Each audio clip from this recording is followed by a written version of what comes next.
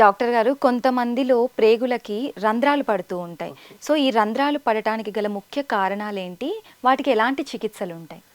చాలా సార్లు ఏంటంటే డియోడినల్ పర్ఫరేషన్స్ అంటాం.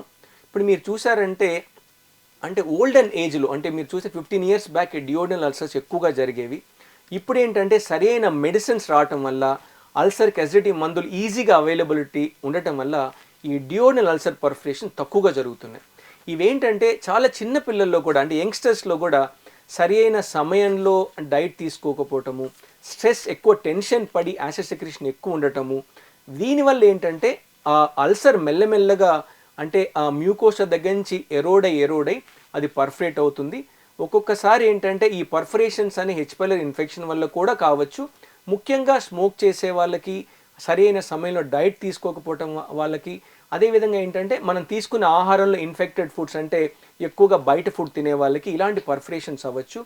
ఫస్ట్ అండ్ ఫార్మోస్ట్ ఎప్పుడైతే ఆ నొప్పి వస్తుంది, ఆ నొప్పి ఆహారం తినగానే తగ్గుతుంది, లేకపోతే ఆహారం తిన్న తర్వాత నొప్పి ఎక్కువ అవుతుంది. సో ఆ విధంగా అది గ్యాస్ట్రిక్ అల్సరా డియోడినల్ అల్సరా అని ఎవాల్యుయేట్ చేసుకొని ఎండోస్కోప్ ద్వారా ఆ అల్సర్ ఎక్కడ ఉంది అని మనం చూసి దాన్ని ఫాలోఅప్ చేసుకొని మెడిసిన్స్ తీసుకుంటే అక్కడక్కడితో మనం ఆపచ్చు.